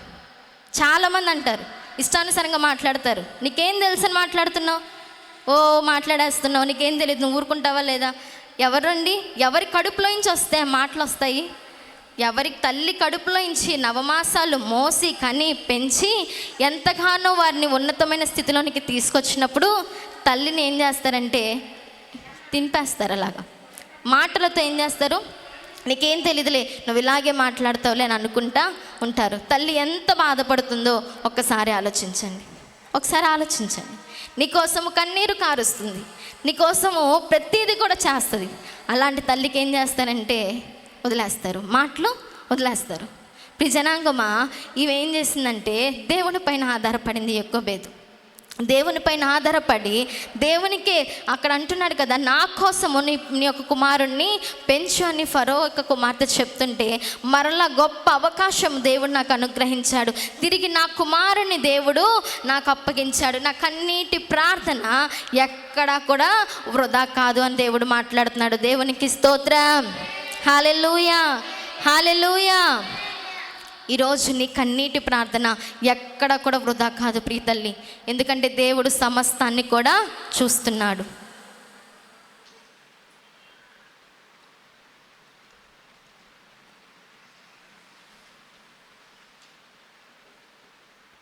కొన్ని సందర్భాల్లో మా అమ్మగారు కూడా మాట్లాడుతూ ఉంటారు, నేను ఇంత గొడ్డులాగా కష్టపడుతున్నాను, అయినా ఏంటి కనీసం ఎవరు కూడా నన్ను పట్టించుకోరు, ఎందుకు ఇలాగా అని కొన్ని సందర్భాల్లో మా మమ్మీ ఏడుస్తూ ఉంటుంది. ఎక్కడ మనుషులకి చెప్పి కాదు, దేవుని సన్నిధిలో కూర్చొని ప్రార్థన చేస్తున్నప్పుడు ఏడుస్తూ ఉంటుంది. ఏడ్చినప్పుడు నేను అనుకుంటాను, ప్రభువా మేము గుర్తించలేకపోయినా నువ్వు గుర్తిస్తావు. ఖచ్చితంగా నా తల్లి చేసిన ప్రార్థన ఈరోజు నేను ఇక్కడ నిలబడ్డానని చెప్పగలుగుతాను. ఎవరైనా చెప్పగలుగుతారండి? నా తల్లి నా కోసం చేసిన త్యాగం కానీ, నా తల్లి నా కోసం చేసిన కన్నీటి ప్రార్థన కానీ, ఎంతటి గడ్డుకు సమయాల్లో, ఎంతటి భయంకరమైన పరిస్థితిలో ఉన్నప్పుడు నా తల్లి మా కోసం, మా ముగ్గురు పిల్లల కోసం ఎంతగానో ఏడ్చింది. ఎంతగా ఏడ్చిందంటే ఆమె కన్నీటి ప్రార్థన పక్క నుండి నేను చూశాను. నా ఇద్దరు చెల్లెలు కూడా తెలియకపోవచ్చు. ఆమె నేను కలిసి ఎన్నోసార్లు కన్నీటితో ప్రార్థన చేశాం. కన్నీటితో ప్రార్థన చేసిన ప్రతిసారి దేవునితో అనేది తెలుసా, ప్రభువా నా ప్రార్థన అయ్యా నీ సన్నిధికి వస్తుందో లేదో తెలీదు, నా బిడ్డల నిమిత్తమే నేను ప్రార్థన చేస్తున్నాను, నా బిడ్డల భవిష్యత్తు బాగుండాలి, నా బిడ్డల్ని చేతులకు అప్పగిస్తున్నాను అయ్యా, నా బిడ్డల భవిష్యత్తు బాగుండాలి అని ఎంతగానో ఏడ్చేదండి, ఎంతగానో ఏడ్చేది. ఏడ్చి ఏం చేసేది తెలుసా అండి, సంఘంలో సాక్ష్యం చెప్పమన్నా ప్రతిసారి కూడా లేచి నా బిడ్డల కోసం ప్రార్థన చేయండి అమ్మా, నా ప్రార్థన సరిపోవట్లేదేమో, నా ప్రార్థన దేవుడు వింటున్నాడో లేదో కూడా నాకు తెలియదు, కానీ నా బిడ్డల కోసం ప్రార్థన చేయమని సంఘంలో లేచి సాక్ష్యాన్ని చెప్తా ఉండేదండి. దేవునికి స్తోత్రం. హల్లెలూయా. నేను నా బ్రతికున్నాను, ఈరోజు నేను నీ సన్నిధిలో దేవుని యొక్క పాదముల చెంత ఆయన మాటలు అనేక మందికి పంచుతున్నానంటే నా కన్నీటి, మా తల్లి చేసిన కన్నీటి ప్రార్థన, మా ఆత్మీయ తల్లి నా కోసం కార్చిన కన్నీటి ప్రార్థన, మా పెద్దమ్మే నా కోసము నా జీవితం బాగుండాలి, ఉన్నతమైన స్థితిలో ఎదగాలని, చక్కటి సేవకురాలుగా నువ్వు మార్చబడాలని ఎంతగానో కన్నీరు కార్చి ఉపవాసం నా కోసం ప్రార్థన చేశారు. ఏ ప్రార్థన కూడా దేవుడు విడిచిపెట్టడు, ఏ ప్రార్థన కూడా దేవుడు త్రోసివేయడు. నీ యొక్క కుమారుల కోసం, నీ కుమార్తెల కోసము నువ్వు కన్నీరు కార్చి దేవుని సన్నిధిలో ప్రార్థన చేయి, ఖచ్చితంగా దేవుడు ఆలకిస్తాడు. దేవునికి స్తోత్రం. హల్లెలూయా. అయ్యో నా పిల్లల కోసం ఎన్ని సందర్భాల్లో దేవుని సన్నిధిలో ప్రార్థన చేస్తున్నా, నా పిల్లల భవిష్యత్తు మారట్లేదేంటి, నా పిల్లలు బాగుపడట్లేదేంటి, ఎందుకు నా చేతిలో నుంచి జారిపోతున్నారు, ఎందుకు నా చేతిలో ఉండట్లేదు, నాతో పాటు ఎందుకు సంఘానికి రావట్లేదు, మందిరానికి రావట్లేదని అనేక మంది తల్లులు ఎంతగానో దేవుని సన్నిధిలో బాధపడతా కన్నీరు కారుస్తూ ఉంటాడు. ప్రియ తల్లి, నువ్వు కార్చిన కన్నీరు ఎప్పుడు కూడా వృధా కాదు. నువ్వున్నా లేకపోయినా దేవుడు ఖచ్చితంగా నీ పిల్లల్ని పట్టుకుంటాడు, ఒక ఉన్నతమైన స్థితిలో ఆయన నిలబెడతాడు. దేవునికి స్తోత్రం. హల్లెలూయా. ప్రతి ఒక్క తల్లిదండ్రులు చేసే ప్రార్థన కుమారుడికి కానీ కుమార్తెకి కానీ ఎంతో ఆశీర్వాదం. నేను ఎక్కడికి వెళ్ళినా సరే నా తల్లి నా కోసం ప్రార్థన చేస్తూ ఉండేది. నేను బయటికి వెళ్ళినప్పుడు, ఆమె పని చేస్తున్నప్పుడైనా సరే, అయ్యా నా కుమార్తె బయటికి వెళ్ళింది, నువ్వు కాపుదలగా ఉండయ్యా, నీ దేవదూతల్ని కాపుదలగా ఉంచు ప్రభు అని నా కోసము కన్నీటితో ప్రార్థన చేస్తూ ఉంటుంది. ఇప్పటికీ కూడా నా కోసము కన్నీటితో ప్రార్థన చేస్తూ ఉంటుంది. వెళ్ళే ప్రతి ప్రాంతంలోని సన్నిధులు వాడబడాలయ్యా, వెళ్ళే ప్రతి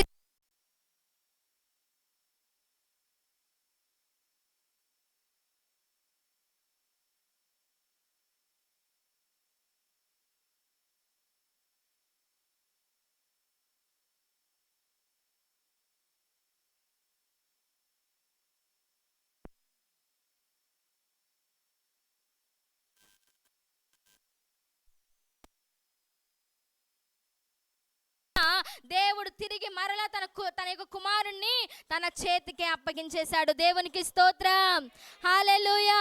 అప్పగించిన తర్వాత ఆ ఫరో కుమార్తె మాట్లాడుతుంది కదా, నా కోసము నువ్వేం చేయాలి, ఈ కుమారుని పెంచాలి అని మాట్లాడుతుంది. ప్రియ తల్లి, ఈరోజు నీ కుమారులను కానీ నీ కుమార్తెలను కానీ నువ్వు ఎవరి కోసం పెంచుతున్నావు? నీ కోసం పెంచమాకు, లోకం కోసం పెంచమాకు. నువ్వు పెంచాల్సింది ఎవరి కోసమో తెలుసా? దేవుని కోసం. కనుక నువ్వు పెంచితే దేవుడు ఖచ్చితంగా నీకు గొప్ప రివార్డ్ ఇస్తాడు. దేవునికి స్తోత్రం, హల్లెలూయా. తల్లిదండ్రుల పెంపకం ఖచ్చితంగా దేవుని వైపు పెంచాలండి. దేవుని యొక్క సందర్భంలో దేవుడి కోసమే పెంచేవారిగా ఉండాలని దేవుని వాక్యం తెలియపరుస్తుంది. దేవునికి స్తోత్రం. ఈ యోకేబెతుకు మరలా దేవుడు అవకాశం ఇచ్చాడు తన కుమారుని పెంచడానికి. ఎలాగ పెంచిందో తెలుసా? చిన్నప్పటి నుంచే పాలిస్తూ దేవుని గురించి బోధించడం మొదలుపెట్టిందండి. చిన్నప్పటి నుంచి పాలిస్తూ మనం ఐగుప్తు దేశంలో ఎంత బానిసలుగా ఉన్నామో సమస్తాన్ని కూడా చిన్నపిల్లవాడికి తెలియపరుస్తూ ఉండొచ్చు. అనే మాటని మనం ఎక్కడ తెలుసుకోవచ్చు అంటే, ఎప్పుడైతే మోషే తన దగ్గర నుంచి ఫరో కుమార్ దగ్గరికి వచ్చేసిన తర్వాత ఆ దినములో మోషే పెద్దవాడై తన జనుల యొద్దకు పోయి వారి భారములను చూచెను. దేవునికి స్తోత్రం, హల్లెలూయా. ఒక్కసారి ఆలోచిద్దాం మాటను బట్టి. ఇక్కడ ఏమంటున్నానంటే, మోషే పెద్దవాడైన తర్వాత తన యొక్క జనుల దగ్గరికి వెళ్ళి ఏం చేస్తున్నాడండి, ఆ జనుల యొక్క భారమైన పనులు ఏంటని చూస్తున్నాడు. తల్లి చిన్నప్పుడే బోధించింది, తల్లి చిన్నప్పుడే దేవుని గురించి తెలియపరిచింది, తల్లి చిన్నప్పుడే తాళ్ళు బానిసలుగా బ్రతుకుతున్నారనే విషయాన్ని ప్రతిదీ కూడా తెలియపరుస్తూ వచ్చింది. అక్కడ ఏమైందంటే, పెరిగి పెద్దవాడైన తర్వాత తన యొక్క ప్రజలందరూ కూడా ఎంత వెట్టి చాకిరీ చేస్తున్నారు, ఎంత భారమైన పనులు చేస్తున్నారు, సమస్తాన్ని కూడా తను చూడడానికి వెళ్ళిపోయాడండి. దేవునికి స్తోత్రం, హల్లెలూయా. సమస్తాన్ని కూడా తెలుసుకున్నాడు. ఒకే ఒక మాట అంటాడు మోషే.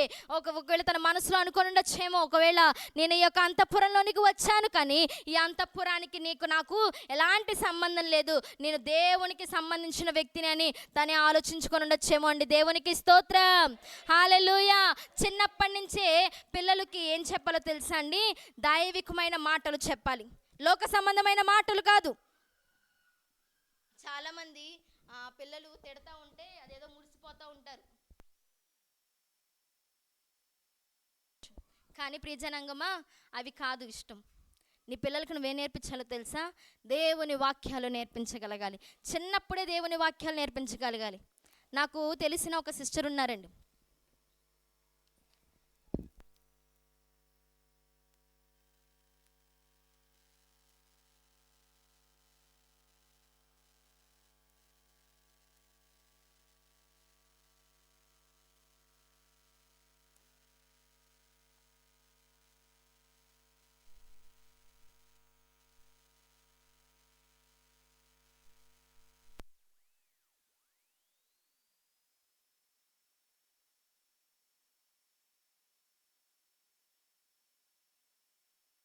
ఉంటారు కదా, అలాంటి సందర్భంలో తను చేసింది ఏంటంటే, ఆమె సాక్ష్యం చెప్పిందండి.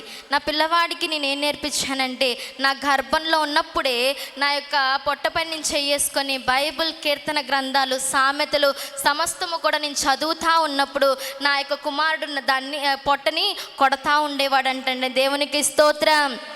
వింటున్నావా అన్నప్పుడల్లా కొడతా ఉండేవాడంటండి. ప్రియజనాంగం, ఆమె చెప్పిన మాటను బట్టి పెద్దవాడే కొద్దికి ఆ పిల్లవాడు కీర్తనలు చదవడం మొదలుపెట్టాడంట, సామెతలు చదవడం మొదలుపెట్టాడంట, బైబిల్ చదవడం మొదలుపెట్టాడంట.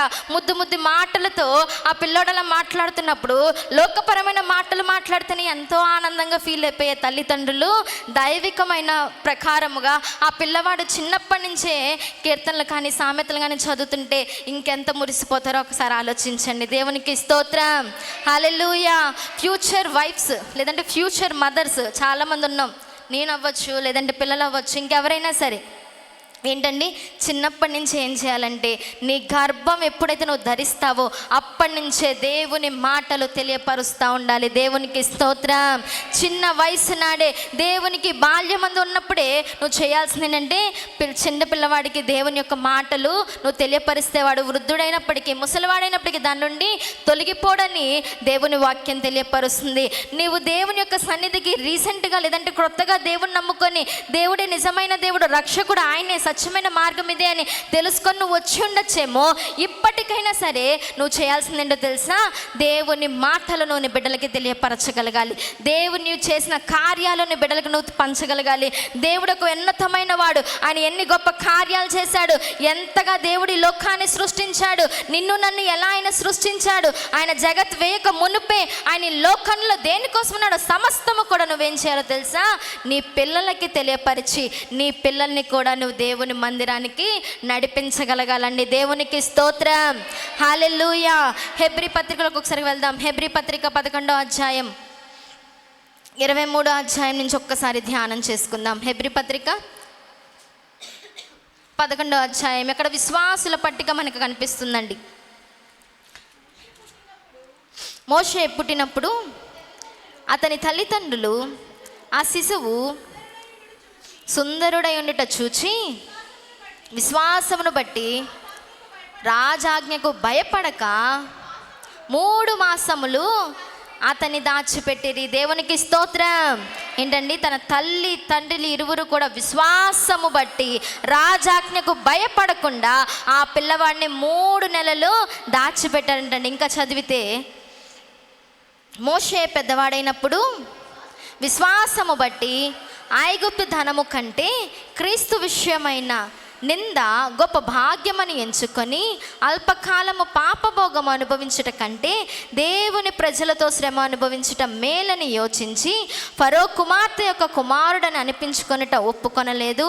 ఎలయనగా అతడు ప్రతిఫలముగా కలగబో బహుమానమందు దృష్టి ఉంచెను. దేవునికి స్తోత్రం, హల్లెలూయా. ఇక్కడ ఏం చెప్తున్నారండి? ఇక్కడ ఈ విశ్వాసుల పట్టికలో, ఆ విశ్వాసుల జాబితాలో మోషే యొక్క తల్లిదండ్రులను కూడా పరిశుద్ధాత్మ దేవుడు లిఖించాడు. ఇక్కడ ఏం చెప్తున్నాడంటే, మోషే పెద్దవాడైనప్పుడు అంట ఒక 3 ప్రాముఖ్యమైన విషయాలు తెలియపరుస్తున్నానండి. ఏంటి ఆ విషయం అంటే, విశ్వాసాన్ని బట్టి, ఈ విశ్వాసం ఎవరి దగ్గర నుంచి వచ్చిందంటే తన తల్లి యొక్క క్రియ దగ్గర నుంచి. తన తల్లిని చూశాడు, తన తల్లి ఎంత విశ్వాసంగా ఉందో చూశాడు. తన తల్లి దగ్గర నుంచి వచ్చిన ఆ విశ్వాసమే విశ్వాసాన్ని బట్టి ఐగుప్తు ధనము కంటే క్రీస్తు విషయమైన నింద గొప్పదని ఎంచెను. దేవునికి స్తోత్రం. ఏంటండి, ఐగుప్తులో ఉన్న ధనము కంటే క్రీస్తు విషయమైన నింద ఎంతో గొప్పది అని అనుకున్నాడు. ఈ రోజుల్లో అసలు ఎలాంటి వారు ఉంటారా? ధనం ఇచ్చి నింద పడతావా, ధనం తీసుకుంటావా, డబ్బు తీసుకుంటావా, లేదంటే అవమాన పడతావా అంటే అవమానపడడానికి ఎవరైనా ఇష్టపడతారా? చెప్పాలి. ఎవరికి కూడా ఇష్టం ఉండదు. అవమానపడడం, నలుగురిలో అవమానపడడం అంటే తల తీసేసినట్టే కదా అనుకొని అవమానపడడానికి, నిందపడడానికి ఇష్టపడరు. కానీ ఇక్కడ మోషే చేస్తుంది ఏంటో తెలుసా అండి? ఐగుప్తు ధనము నాకు అవసరం లేదు, దానికంటే ఇంకా ప్రియమైంది ఏంటో తెలుసా? క్రీస్తు విషయమైన నింద గొప్పదని నేను ఎంచుతున్నాను అని చెప్పన్నాడు. దేవునికి స్తోత్రం, హల్లెలూయా. తల్లి చిన్నప్పుడు బోధించిన ప్రతి మాటను బట్టి, ఆ యొక్క కలిగిన విశ్వాసాన్ని బట్టి ధనము వైపు తన మనసు చూపించలేదు. క్రీస్తు యందు ఉన్న ఆ యొక్క నింద అయినా సరే నేను అది భాగ్యముగా ఎంచుతాను అని చెప్పేసి మోషే మాట్లాడుతున్నాడు. దేవునికి స్తోత్రం. ఇది తల్లి నేర్పించిన, ఉగ్గుపాలుతో నేర్పించిన విశ్వాసం అండి. తల్లిదండ్రులారా, మీ పిల్లలకు మీరు నేర్పించాల్సిందే లోక సంబంధమైన మాటలు కాదు, చిన్నప్పటి నుంచే దేవుని సంబంధమైన మాటలు. శ్రమ వచ్చినా, ఇరుకొచ్చినా, ఇబ్బంది వచ్చినా, ఎంత కష్టం వచ్చినా సరే దేవుణ్ణి మాత్రం విడిచిపెట్టకుండా ఆయన పాదాలు పట్టుకుంటే దేవుడు ఉన్నతమైన స్థితికి తీసుకెళ్తాడని నీ పిల్లలకి నువ్వు తెలియపరచగలగాలి. దేవునికి స్తోత్రం, హల్లెలూయా. అదే మాట చెప్తున్నాడు, విశ్వాసాన్ని బట్టి ఐగుప్తు ధనము కంటే క్రీస్తు విషయమైన నింద నేను గొప్పగా భాగ్యముగా ఎంచుతానని మోషే మాట్లాడుతున్నాడు. ఎంత గొప్ప త్యాగం చేస్తున్నాడండి. నాకు ధనం అవసరం లేదు, నీ యందు ఉన్నప్పుడు నాకు అవమానమైన అది ఎంతో మేలు ప్రభువా అని అనుకుంటున్నాడు. రెండోదిగా చూసుకుంటే అల్పకాలము పాపభోగం అనుభవించుట కంటే దేవుని ప్రజలతో శ్రమ అనుభవించుట మేలు అని చెప్పి అనుకుంటున్నాడు. ఈ రోజులో మనకి చిన్న శ్రమ రాగానే మనం ఏమైపోతామండి? ఏమనుకుంటాం? శ్రమ వచ్చినా అయ్యి బాబోయ్ దేవుని యొక్క సన్నిధిలో ఉంటే, దేవునితో ఉంటే మనకి ఖచ్చితంగా శ్రమలు వస్తాయి. ఈ శ్రమలు నేను తట్టుకోలేను, ఈ బాధలు నేను తట్టుకోలేను, వద్దొద్దు అని చెప్పేసి ఏమైపోతారండి? తొలగిపోతున్నారు. కానీ ఇక్కడ ఏం చేస్తున్నాడంటే, పాప పాప కాలపు భోగము నాకు అవసరం లేదు, ఇవేమీ కూడా వద్దు. పాపంతో వచ్చేది జీతం, అది ఖచ్చితంగా మరణమే అవుతుంది, నాకు అలాంటివి వద్దు అని చెప్పేసి ఏం చేస్తున్నానండి, అది ప్రజలతో, ఎవరు క్రీస్తు యొక్క ప్రజలతో, దేవుని ప్రజలతో అలాంటి శ్రమ అనుభవించడానికి నేను ఇష్టపడుతున్నాను అని చెప్పన్నాడు. ఈరోజు మోషే ప్లేస్లో నువ్వు ఉంటే నువ్వు చేయగలవా? అలాంటివి మోషే ప్లేస్లో నువ్వు ఉంటే నువ్వు అలా చేయగలవా? శ్రమ అనుభవించడానికి ఇష్టపడతావా? శ్రమ అనుభవించడానికి ఏ మనుషుడు కూడా ఇష్టపడడు. అయ్యో బాబాయ్ శ్రమ నాకు వద్దు అనుకుంటాడు. కానీ శ్రమ వెనుకాల గొప్ప ఆశీర్వాదం ఉందని కేవలం క్రైస్తవులు మాత్రమే గ్రహించగలరు. దేవునికి స్తోత్రం, హల్లెలూయా.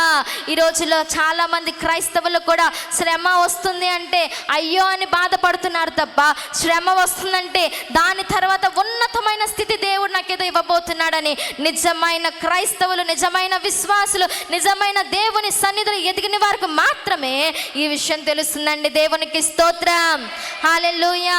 తన తల్లి నేర్పించిన బోధలో, తన తల్లి నేర్పించిన ప్రతి మాట ప్రకారము క్రీస్తుని, దేవుణ్ణి మాత్రమే ఒక ప్రాముఖ్యతగా, ఒక ప్రాధాన్యతగా, దానికోసం ఎన్ని కష్టం వచ్చినా, ఎంత శ్రమ అయినా సరే నేను అనుభవిస్తాను అని మాట్లాడుతున్నాడు మోషే. ప్రియమైన జనాంగమా, ప్రియమైన తల్లి, ఈరోజు నువ్వు ఏం నేర్పిస్తున్నావు నీ పిల్లలకి ఒక్కసారి ఆలోచించుకో. నీ పిల్లలకి నువ్వేం బోధిస్తున్నావు ఒకసారి ఆలోచించుకో.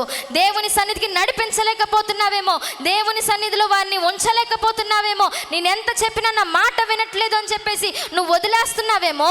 వదలమాకు. దేవుని సన్నిధిలో పట్టుదల కలిగి, దేవుని సన్నిధిలో కన్నీటితో నువ్వు ప్రార్థన చేయి. ఖచ్చితంగా దేవుడు నీ పిల్లవాళ్ళని కానీ, కుమార్తెని కానీ ఆయన మందిరానికి నడిపిస్తాడు. దేవునికి స్తోత్రం, హల్లెలూయా. మోషేకి దేవుడు గొప్ప సాక్ష్యం ఇచ్చాడు. దేవుడే మాట్లాడుతున్నాడు, నా ఇల్లంతటిలో నమ్మకస్తుడైన వాడు మోషే, భూమి అంతటిలో కూడా సాత్వికుడు మోషే మాత్రమే అని దేవుడు మాట్లాడుతున్నాడు. ఈరోజు నువ్వు పెంచిన నీ కుమార్తె విషయము కానీ, నువ్వు పెంచిన నీ కుమారుడు విషయం కానీ, సంఘస్థుల్లో ఎవరైనా సరే నీ యొక్క బిడ్డల నిమిత్తం గొప్ప సాక్ష్యాన్ని ఇవ్వగలుగుతున్నారా లేదా? ఒక్కసారి ఆలోచించుకోండి ప్రియ జనాంగమా, ఒక్కసారి ఆలోచించుకోండి. నీ బిడ్డల నిమిత్తము పలానా వారి తల్లంటండి అని చెప్పగలుగుతున్నారా లేదా? లేదంటే అదిగో అలాంటి వారు, లేదంటే నిన్ను బట్టి నీ పిల్లల్ని గుర్తిస్తున్నారా, నీ పిల్లల్ని బట్టి నిన్ను గుర్తిస్తున్నారా? ఒకసారి ఆలోచించు. ఇందాక యొకోబేద్ అనగానే ఎవరికి తెలియదు, కానీ మోషే యొక్క తల్లి అనగానే తెలిసింది. అవునండి, ఎందుకు తెలిసింది? మోషే అతను ఒక గొప్ప సెలబ్రిటీగా మారిపోయాడు. అవునా కదా అండి? ఎన్నో ఉన్నతమైన కార్యాలు, అద్భుతమైన కార్యాలు చేశాడు కాబట్టి మోషే అనగానే తన తల్లి అని వెంటనే ఐడెంటిఫై చేస్తున్నాడు. ఈరోజు నీ పిల్లలు నిన్ను బట్టి ఐడెంటిఫై వాళ్ళని చేయాల్సి వస్తుందా? వాళ్ళని బట్టి నిన్ను గుర్తించాల్సి వస్తుందా? ఒకసారి ఆలోచించుకో. తల్లిదండ్రుల యొక్క ప్రీతికరమైనది ఏంటో తెలుసా? ఆ యొక్క పిల్లల్ని బట్టి తల్లిదండ్రుల్ని గుర్తిస్తే ఎంతో ఆనందిస్తారు. అయ్యో పలానా వారి డాక్టర్ గారి కూతురంటండి, తల్లంటండి అని చెప్పేసి చెప్తారు. పలానా వారి ఉన్నతమైన అధికారి వారి తల్లంటండి, పలానా వారి తల్లంటండి, పలానా వారి తండ్రి అంటండి అని చెప్పినప్పుడు తల్లిదండ్రులు ఎంత సంతోషిస్తారో ఒక్కసారి ఆలోచించండి. నిజంగా మన బట్టి పక్కన వారికి పేరు రావడం కాదు, కానీ మన కడుపున పుట్టిన పిల్లల్ని బట్టి మనకి పేరు వస్తే ఎంత ఆనందంగా ఉంటుందో. ఆ యొక్క తల్లిదండ్రుల యొక్క ప్రేమ, ఆ తల్లిదండ్రుల యొక్క ఆనందము, సంతోషము పట్టరానిది. దేవునికి స్తోత్రం, హల్లెలూయా. ఇక్కడ అదే మాట్లాడుతున్నాడు. ఫరో కుమార్తె యొక్క కుమారుని అనిపించుకొనుట ఒప్పుకొనలేదంట. అసలు తల్లి ఎవరు అంటే యొకోబేదు. కానీ యొకోబేదు తల్లి కాకుండా ఫరో యొక్క తల్లి అని చెప్పుకోవడానికి అతను ఇష్టపడట్లేదు. స్టేటస్ సింబల్, ఒక గొప్ప సెలబ్రిటీ నాకు తెలుసు అని ఈ రోజుల్లో చాలామంది ఏమైపోతారంటే, అదిగో పలానా ఎమ్మెల్యే నాకు తెలుసు, పలానా ఎమ్మెల్యే యొక్క ఆ ఇంటి పేరుటోళ్ళం మేము, లేదంటే పలానా ఎంపీ యొక్క బంధువులం మేము అని చెప్పేసి ఏం చేస్తూ ఉంటారంటే చెప్పుకొని తిరుగుతూ ఉంటారు వారి పేర్లు చెప్పి. అవునా అండి? చాలామంది నేను చూసిన మటుకు చాలామంది ఇదే చేస్తూ ఉంటారు. అదిగో పలానా వారు నాకు తెలుసు, వారు నా చుట్టాలు అవుతారు, నా బంధువులు అవుతారు, అది దాని సెలబ్రిటీ స్టేటస్ని బట్టి నువ్వు ఏం చేసుకుంటావు, ఇంట్రడ్యూస్ చేసుకుంటావు, పరిచయం చేసుకుంటూ ఉంటావు. కానీ ఇక్కడ ఏం చెప్తున్నాడంటే, నాకు స్టేటస్ సింబల్ ఏం అవసరం లేదు, ఫరో యొక్క కుమారుడిని నేను అనిపించుకోవడానికి నేను ఏమాత్రము కూడా ఇష్టపడట్లేదని మాట్లాడుతున్నాడండి. దేవునికి స్తోత్రం, హల్లెలూయా. తన తల్లి ఏ మాటలైతే చెప్పి ఉండొచ్చో, తల్లి ఏ మాటలైతే దేవుని యొక్క గురించి బోధించి ఉండొచ్చో, నూరిపోసి ఉండొచ్చో, తెలియపరిచిందో, ప్రతి మాటను కూడా ఇక్కడ మోషే ఏమాత్రము కూడా దేవునికి వ్యతిరేకంగా చేయట్లేదండి. దేవునికి స్తోత్రం. సమస్తము కూడా ఆధారపడిపోయింది ఎవరిపైన అంటే దేవునిపైనే ఆధారపడింది యొకోబేదు. ఈరోజు ప్రియమైన తల్లిదండ్రులారా, నీ బిడ్డల యందు నువ్వు ఎవరిపైన ఆధారపడుతున్నావు? నీ బిడ్డల భవిష్యత్తు బాగుండాలి. నీ బిడ్డలు దేన్ని ఎంచుతున్నారు? శ్రమను ఎంచుతున్నారా? లోకపరమైన ఆ భోగాల కోసం వేగిరి పడుతున్నారా? ఒక్కసారి ఆలోచించు. క్రీస్తు గురించిన నింద చాలా గొప్పదంటండి. నేను కూడా అనుభవించాను. క్రీస్తుని దేవుని యొక్క సన్నిధిలో ఆ చర్చికి వెళ్తున్నామని, లేదంటే మందిరానికి వెళ్తున్నామని, ప్రార్థనలు చేస్తున్నామని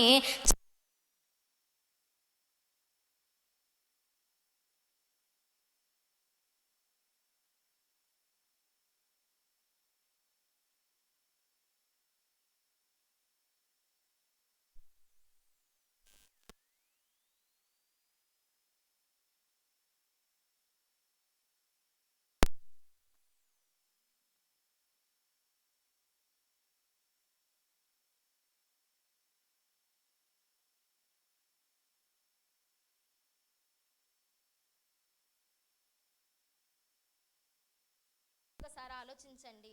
నిజంగా దేవుణ్ణి నమ్ముకుంటే ఎన్నో కష్టాలు వస్తాయి, ఎన్నో బాధలు వస్తాయి, ఎన్నో ఇరుకులు వస్తాయి. వాటన్నిటిని కూడా తట్టుకున్నప్పుడు దేవుడు ఒక గొప్ప సువర్ణముగా మారుస్తాడండి. దేవునికి స్తోత్రం, హల్లెలూయా. ఎప్పుడైతే నా కుటుంబాన్ని, మా డాడీ చెప్పిన సాక్ష్యాన్ని చాలామంది వినుండొచ్చు. ఎప్పుడైతే నేను ఆ యొక్క షాప్ దగ్గరికి వెళ్ళినప్పుడు, అయ్యో బాబాయ్ వచ్చాడు లేరా శంకరు అదని చెప్పి అన్న నోరే ఈరోజు శంకర్ అంటే ఒక ఉన్నతమైన స్థితిగా దేవుడు నిలబెట్టాడు. దేవునికి స్తోత్రం, హల్లెలూయా. దేవుడు ఎప్పుడు కూడా త్రోసివేసే దేవుడు కాదండి. ఆయన్ని నమ్మితే, ఆయన యందు విశ్వాసం ఉంచితే ఖచ్చితంగా దేవుడు నిలబెడతాడు. ఆయన నిలబెట్టే దేవుడు. నువ్వు ఏం చేయాలంటే నీ యొక్క పిల్లల్ని ఖచ్చితంగా దేవునిలో ఎదగాలి. దేవునిలో ఎదిగించేలాగా నీ మాటలు ఉండాలి. నువ్వు పడుతున్న కష్టము, నీ పడుతున్న బాధ సమస్తము కూడా నీ పిల్లలకి తెలియపరచాలి. అయ్యో నేను ఇంత కష్టపడుతున్నాను, ఇంత బాధపడుతున్నా, అది కేవలం మీకోసమే. నేను నీ కోసము దేవుని సన్నిధిలో ప్రార్థన చేస్తున్నప్పుడు నువ్వు కూడా దేవుని మందిరానికి రావాలి అని నువ్వు చెప్పగలిగితే ఖచ్చితంగా దేవుడు నిన్ను బట్టి ఎంతో సంతోషిస్తాడు. నువ్వు వేసిన ఆ విత్తనము వారి యొక్క హృదయాల్లో ఎప్పటికప్పుడు గొప్ప వృక్షముగా మార్చబడుతుందండి. దేవునికి స్తోత్రం, హల్లెలూయా. ఒక తల్లి ఒక కుమారుని కానీ కుమార్తెను కానీ పెంచాలి అంటే ఆ తల్లి చేసే ప్రతి పనిపైనే ఆధారపడి ఉంటుంది. పర్లేదులే, మందిరానికి వెళ్ళాల్సిన అవసరం లేదులే అని నువ్వే నిర్లక్ష్యం చేస్తే నీ పిల్లలు నిర్లక్ష్యం చేయకపోయిన దాంట్లో ఏమాత్రం కూడా అతిశయపడాల్సిన అవసరం లేదండి. నువ్వేం చేయాలో తెలుసా? ఎంత పనున్నా సరే, ఎంత బాధ ఉన్నా సరే, ఏ పని వచ్చినా సరే ఆ పని మొత్తాన్ని విడిచిపెట్టి నువ్వు దేవుని మందిరానికి వచ్చినప్పుడు, అయ్యో మా అమ్మ నా ఇంత పనున్నా సరే ఎందుకు దేవుని మందిరానికి వెళ్తుందని చెప్పేసి ఆలోచించే జ్ఞానము నీ కుమార్తెకి కానీ నీ కుమారుడు కానీ దేవుడు ఖచ్చితంగా అనుగ్రహిస్తాడండి. దేవునికి స్తోత్రం, హల్లెలూయా. యోకోబేదు చిన్న వయసు నుంచే పాలిచ్చేటప్పుడే తన యొక్క కుమారుడైన మోషేకి సమస్తము కూడా పరిచిందండి. దేవుడి గురించిన కార్యాలు బోధించి ఉండొచ్చు, దేవుని గురించిన లేదంటే తన ప్రజల గురించి విషయాలన్నీ కూడా తెలిసి ఉండొచ్చు. ఆ తెలిపిన దాన్ని బట్టే వెంటనే ఏం చేశాడంటే ఐగుప్తు దేశానికి వెళ్ళిన తర్వాత, ఐగుప్తు దేశంలో ఆ యొక్క అంతఃపురంలోకి వెళ్ళిన తర్వాత దేవుని యొక్క ప్రజలు, తన ప్రజలు ఎలాంటి వెట్టి చాకరీలు చేస్తున్నారని సమస్తాన్ని కూడా చూశాడు. చూసిన తను ఏమైపోయాడంటే తట్టుకోలేకపోయాడండి. తట్టుకోలేకపోయేసరికి ఐగుప్తునికి హెబ్రోనుకి గొడవ జరుగుతున్నప్పుడు ఆ యొక్క గొడవలో ఏం చేశాడంటే వెంటనే అటు ఇటు చూశాడు. చూసిన తర్వాత ఎవ్వరు లేకపోయేసరికి హెబ్రీయుడిని చంపేశాడండి. దేవునికి స్తోత్రం, హల్లెలూయా. తన యొక్క ప్రజలు కష్టాన్ని చూస్తున్నాడు.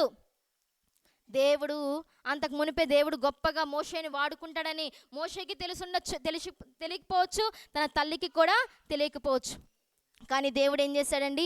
ఇశ్రాయేలుకు గొప్ప నాయకుడిగా, అన్ని వేల మంది జనాలకు గొప్ప రక్షకుడిగా దేవుడు ఏం చేశాడంటే మోషేని నిలబెట్టేసుకున్నాడు. దేవునికి స్తోత్రం, హల్లెలూయా.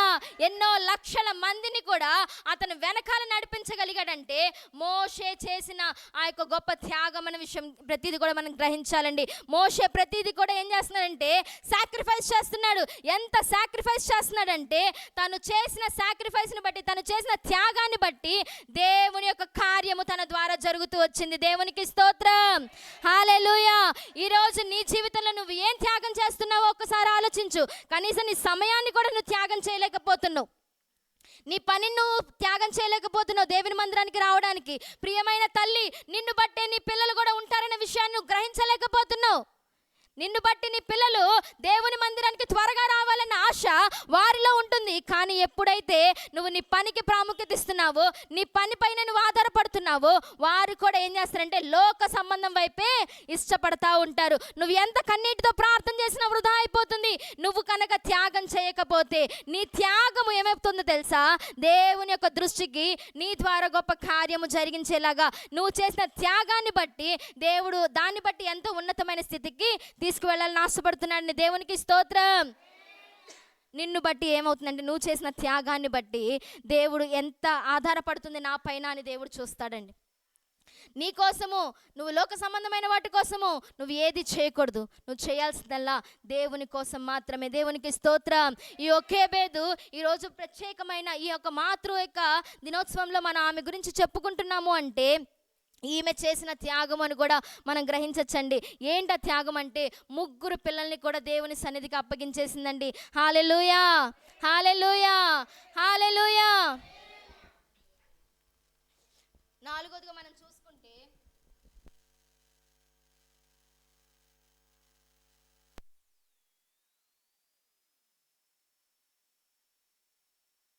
ఈరోజు ఒక్క కుమారుని కానీ ఒక కుమార్తెని కానీ దేవుని సన్నిధికి సమర్పించుకోవాలంటే ఎంతో ఆలోచిస్తున్నారు చాలామంది. దైవ సేవకులకి ఇచ్చి వివాహం చేయాలంటే అయ్య బాబాయ్ వాళ్ళు ఎంతో కష్టపడతారు. ఎందుకో వద్దులే ఉద్యోగస్తులకి చేద్దామని ఆ ఆలోచన కట్టిపెట్టుకో. ఎందుకు నీకు అవకాశం వస్తుందో, ఎందుకు దేవుడి అవకాశం ఇచ్చాడో ఒక్కసారి దేవుని సన్నిధిలో కూడి ప్రార్థన చెయ్యి. ప్రభువా, నా యొక్క కుమారుడికి కావచ్చు, కుమార్తెకి కావచ్చు ఈ రకమైన సంబంధం వస్తుంది. అయ్యా, నీ పనిలో వాడబడాలని ఆశపడుతున్నప్పుడు నా కుమార్తె కూడా అదే ఆలోచన కలిగి ఉండాలయ్యా, నా కుమారుడు కూడా అదే ఆలోచన కలిగి ఉండాలయ్యా అని నువ్వు ఎప్పుడైనా అనుకున్నావా? ఈమె అయితే ఆశపడింది. నా బిడ్డలందరూ కూడా నీ పనిలో ఉండాలని ఆశపడి ఉండొచ్చు. 3 కూడా ఏం చేసిందంటే దేవునికి సమర్పించేసుకుందండి. మిరియాము మొట్టమొదటి ఆ స్త్రీలలో ప్రవక్తగా దేవుడు ఎంచుకున్నాడండి. దేవునికి స్తోత్రం. మిరియామును దేవుడు వాడుకున్నాడు. అనేక మంది స్త్రీలను నడిపించే రీతిగా అనేక మంది ఐగుప్తు దేశము నుంచి త్వరగా నడిపించడానికి మిరియామును కూడా దేవుడు వాడుకున్నాడండి. అహరోన్ను ఏం చేశాడంటే దేవుడు ఆ యొక్క మందస్సంకు ప్రధాన యాజకునిగా దేవుడు చేశాడండి. ఎవ్వరికి ఇవ్వలేని గొప్ప భాగ్యాన్ని యోకేబేదు యొక్క తల్లి యొక్క కుమార్తెలకి దేవుడు అనుగ్రహించేశాడు. దేవునికి స్తోత్రం. మోషేని ఇశ్రాయేలుకి గొప్ప నాయకుడిగా దేవుడు చేసేశాడు. ఒకరిని ప్రవక్తనగా చేశాడు, ఒకరిని వచ్చేసరికి ప్రధాన యాజకునిగా దేవుడు చేశాడు. ఆ ప్రధాన యాజకుని తర్వాత దేవుడు గొప్ప మోషేని గొప్ప నాయకుడిగా చేశాడు. 3 కూడా చక్కటి బాణముల వలె, చక్కటి షార్ప్ చేసిన వాటి వలె ఆ యొక్క 3 కూడా ఆ తల్లి ఏం చేసిందండి? దేవునికి సమర్పించేసుకుంది. దేవునికి స్తోత్రం. హల్లెలూయా. ఈరోజు నీ పిల్లల్ని దేవుని యొక్క పనికి పరిచర్యకి నువ్వు సమర్పించుకోగలుగుతున్నావా? అయ్య బాబాయ్ వద్దు, దేవుని పని అంటేనే కష్టంతో కూడినది, దేవుని యొక్క పరిచర్య అంటే కష్టంతో కూడినది, దేవుని సువార్త అంటే బయటకు వెళ్తే అయ్యో చంపేస్తారేమో అని చాలామంది తల్లులు తండ్రులు ఏం చేస్తున్నారంటే దేవుని పనికి మీరే అడ్డగిస్తున్నారు. నేను దేవుని సన్నిధిలో పరిచర్య చేస్తున్నప్పటి నుంచి నేను ఒకటే అనుకున్నాను, ప్రభువా నీ సేవ నేను చేయాలయ్యా, నీ సేవలో నేను ఉండాలి ప్రభువా అని దేవుని సన్నిధిలో ప్రార్థన చేశాను. మా తల్లి గారికి కూడా నేను అదే చెప్పాను, మా అమ్మ కూడా చేసిన ప్రార్థన అదే.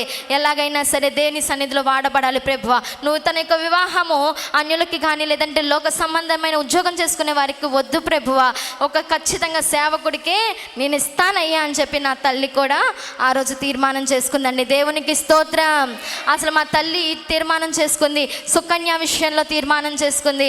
అయ్యా, ఈ యొక్క సుకన్యని నీకు అప్పగిస్తున్నాను ప్రభువా, ఈ బిడ్డని నీ చేతులకు అప్పగిస్తున్నా, నీ సేవకు వాడుకో, నీ పరిచర్యకు వాడుకో, అనేక మంది ముందర ఈ బిడ్డని సాక్షిగా నిలబెట్టుకో, అనేక మందికి నీ ముందర సేవకునిగా నీ మాటలు పంచే రీతిగా సుకన్యని నిలబెట్టుకొని. సుకన్య కోసం నా తల్లి ఎంతో కన్నీరు కార్చింది. కానీ దేవుని యొక్క ప్రణాళిక ఎవరి పక్షాన ఉంటుందో తెలియదు, కానీ నేను అదే రీతిగా ప్రార్థన చేశాను. నా తల్లి కూడా నా ప్రార్థన విని అదే రీతిగా నా కోసము కూడా ప్రార్థన చేసింది. నా కోసము ప్రార్థన చేసిన ప్రతి ఒక్కరు కూడా, నా ఆత్మీయ సంఘము కూడా నా కోసం అదే రీతిగా ప్రార్థన చేశారు. ప్రతి ప్రార్థన కూడా దేవుడు ఆలకించి ఈరోజు ఇటు రీతిగా ఈ స్థానంలో నిలబడి అనేక మందికి ఆయన మాటలు, దేవుని మాటలు పంచగలుగుతున్నానంటే అది నా తల్లి కన్నీటి ప్రార్థన అని నేను చెప్పగలుగును. దేవునికి స్తోత్రం. మా మమ్మీకి ముగ్గురు ఆడపిల్లలు, మేము ముగ్గురం కూడా దేవుని సన్నిధిలో ఉండాలి, ముగ్గురు కూడా దేవుని యొక్క పరిచర్య చేయాలి, దేవుని కోసము ఏమైపోయినా పర్లేదు అన్న ఆలోచన కలిగిన తల్లిగా నా తల్లిని నేను చూశాను. మా పెద్దమ్మను కూడా నేను చూశానండి. ఆ తర్వాత చాలా తక్కువ మంది నేను చూడడం దేవుని పని కోసము చక్కటి బాణాలుగా యవ్వన కాలమందు పుట్టిన బిడ్డలను ఆయన పనికి అప్పగించేవారిగా చాలామంది ఉండాలి అని దేవుడు ఆశపడుతున్నాడు. నీ కోసము కాదు, నీ కుటుంబం కోసం కాదు నీ పిల్లల్ని పెంచాల్సింది, దేవుని పని కోసం నువ్వు పెంచు. దేవుని యొక్క రాజ్యము అనేక మంది చోట్లకి విస్తరించబడాలంటే నువ్వు చేయాల్సింది ఏంటో తెలుసా?